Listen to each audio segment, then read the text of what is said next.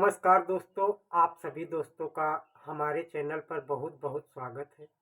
दोस्तों, आज जो ये कत्ल की सच्ची घटना मैं लेकर आया हूँ, इस कत्ल की सच्ची घटना में एक राजेश नाम के व्यक्ति ने स्वयं को जेल जाने से बचाने के लिए दुनिया और पुलिस वालों की नज़रों के सामने अपने आप को मृत घोषित कर दिखाया। वो जिंदा था फिर भी स्वयं को मृत घोषित कर दिया। दोस्तों, उसने कैसी कहानी रची, कैसी साजिश रची, जिससे पुलिस वालों ने भी उसे मृत घोषित कर दिया। आइए इसके पीछे की सारी सच्चाई मैं आप लोगों को बताता हूँ, लेकिन उससे पहले आप लोगों से निवेदन है मेरे चैनल को सब्सक्राइब कर देना, ताकि मेरा वीडियो बनाने का हौसला बढ़ता रहे। दोस्तों, आज की जो ये सच्ची घटना है, ये सच्ची घटना मध्य प्रदेश की राजधानी भोपाल की है। भोपाल में नीलबढ़ एरिया के हरिनगर में एक राजेश नाम का व्यक्ति रहता था। दोस्तों, राजेश नाम के व्यक्ति पर सन 2014 में हत्या का आरोप था। उसी हत्या के आरोप में पुलिस ने उसे गिरफ्तार कर लिया था। सन 2016 में राजेश को कोर्ट ने आजीवन कारावास की सजा सुनाई। दोस्तों, अब राजेश का समय जेल में बीत रहा था। कुछ समय जेल में बीता था, तभी उसके घर में उसके पिताजी की मृत्यु हो जाती है। उसी मृत्यु के कारण राजेश को 14 दिनों के लिए घर आने का मौका मिल जाता है। 14 जून को वो घर आया था और 29 जून को फिर उसे वापस जेल जाना था। दोस्तों, राजेश घर आने के बाद में अपने पिता का अंतिम संस्कार करता है और सारे कार्यक्रम निपटाता है। दोस्तों, सारे कार्यक्रम निपटाने के बाद में अब राजेश के पास में सिर्फ 1 या 2 दिन शेष बचे थे और फिर उसे वापस जेल जाना था। दोस्तों, अब राजेश जेल की जिंदगी के बारे में सोच सोच कर काफ़ी परेशान रहता है और सोचता है कि मैं कोई ऐसा प्लान बनाऊं जिससे मुझे अब दोबारा जेल जाना न पड़े। इसीलिए दोस्तों, उसने एक ऐसी साजिश रची जिससे पुलिस ने उसे मृत मान भी लिया। दोस्तों, इस साजिश को रचने के लिए उसे एक व्यक्ति की और ज़रूरत थी। दोस्तों, उसने अपने एक दोस्त को फ़ोन किया। उसके दोस्त का नाम निहाल था। दोस्तों, निहाल से फ़ोन पर बात करता है, आओ निहाल भाई, आपसे कुछ ज़रूरी बात करनी है। दोस्तों, दोनों मिलते हैं और आपस में कुछ बातचीत होती है। दोस्तों, राजेश निहाल को अपना पूरा प्लान बताता है, लेकिन निहाल साफ साफ इनकार कर देता है। कहता है, इसमें मैं आपकी कोई मदद नहीं कर सकता हूँ। फिर राजेश निहाल को कुछ पैसों की लालच देता है और निहाल को तैयार कर लेता है घटना को अंजाम देने के लिए। दोस्तों, समय आ जाता है 28 जून। 28 जून को दिन में ही उसके घर में उसकी माँ होती है राजेश की। वो अपनी माँ को दिन में ही किसी रिश्तेदार के यहाँ भेज देता है और वापस आ जाता है। अब 28 जून को शाम हो जाती है। शाम को राजेश और निहाल घर पर मोबाइल छोड़कर घूमने निकल जाते हैं।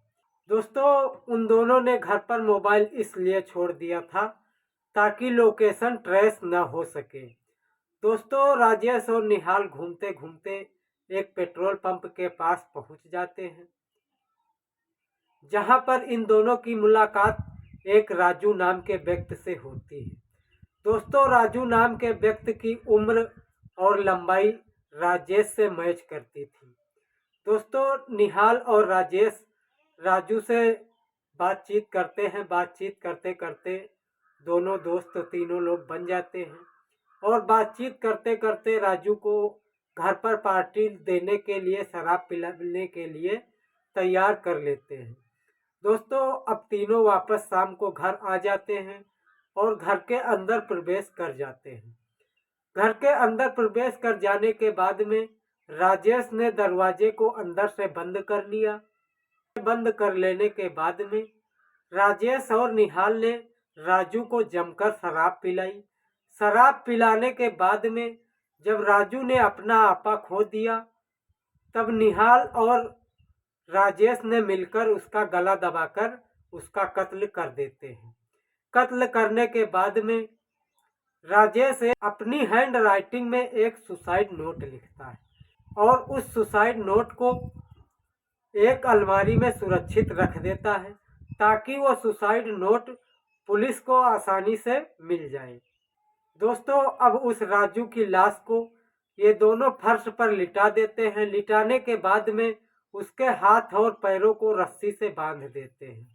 उसके बाद में घर में रखी पुरानी किताबों को उसके ऊपर रख देते हैं और थोड़े से पेट्रोल का छिड़काव उसके ऊपर कर देते हैं। इसके बाद में उन दोनों ने छत के रास्ते से घर के बाहर निकल आते हैं। घर के बाहर निकल आने के बाद में खिड़की से माचिस जलाते हैं और उसी खिड़की से माचिस की तीली अंदर फेंक देते हैं और राजू की बॉडी को आग लगा देते हैं। आग लगाने के बाद में ये दोनों वहां से फरार हो जाते हैं। तो दोस्तों, इसी तरह से राजेश और निहाल ने कत्ल कर अंजाम दिया और वो अपने आप को पुलिस और दुनिया की नज़रों के सामने में मृत घोषित कर लिया। लेकिन दोस्तों, अगले 24 घंटे बाद जब उसके पोस्टमार्टम की रिपोर्ट पुलिस के हाथों में आती है तो पुलिस भी चकमा खा जाती है, क्योंकि उस पोस्टमार्टम की रिपोर्ट में आग लगने से मृत्यु नहीं हुई थी। उस पोस्टमार्टम की रिपोर्ट में लिखा था जिस व्यक्ति की मृत्यु हुई है उसकी मृत्यु गला दबाने से हुई है। दोस्तों, अब पुलिस चकमा खा जाती है। उसके पास तो सुसाइड नोट मिला, तो फिर उसका गला किसने और क्यों दबाया? दोस्तों, अब उसकी तलाश में पुलिस जुट जाती है और राजेश के गांव वालों और उसके रिश्तेदारों से पूछताछ करती है। पूछताछ करने के बाद में पुलिस के हाथ राजेश का एक नंबर लगा, जो नंबर राजेश ने जेल से वापस आकर चालू किया था। उस नंबर पर पुलिस फोन लगाती है, लेकिन वो नंबर बंद होता है। दोस्तों, अब उसी नंबर की पुलिस कॉल डिटेल चेक करती है। उस कॉल डिटेल में एक नंबर पुलिस के हाथों लगता है जिस नंबर पर कई बार राजेश की बात हुई थी। दोस्तों, अब पुलिस उस नंबर पर भी फोन करती है, लेकिन वो भी नंबर बंद था। दोस्तों, वो नंबर उसके दोस्त निहाल का था। दोस्तों, अब निहाल के नंबर पुलिस ट्रेस करती है तो उसके नंबर की लोकेशन गुजरात की मिलती है। दोस्तों, अब पुलिस ने एक टीम का गठित किया और उस टीम को लेकर जाकर गुजरात पहुंच जाती है और वहीं पर निहाल को पकड़ लेती है। निहाल को पकड़ लेने के बाद में पुलिस उसने जब अपने तरीके से पूछताछ की तो निहाल ने सारा सच सच बता दिया। दोस्तों, अब पुलिस ने निहाल के जरिए राजेश को भी गिरफ्तार कर लिया और दोनों को जेल भेज दिया। दोस्तों, इस घटना को सुनाने का मेरा कोई गलत उद्देश्य नहीं है। मैं किसी के दिल को ठेस नहीं पहुंचाना चाहता हूं। मेरा बस सिर्फ इतना ही उद्देश्य है, आप लोगों को जागरूक करना है ताकि आप लोग जहां भी रहें सुरक्षित रहें। दोस्तों, मैं इसी तरह की कहानी लेकर अगले वीडियो में फिर मिलता हूं। तब तक के लिए जय हिंद, वंदे मातरम।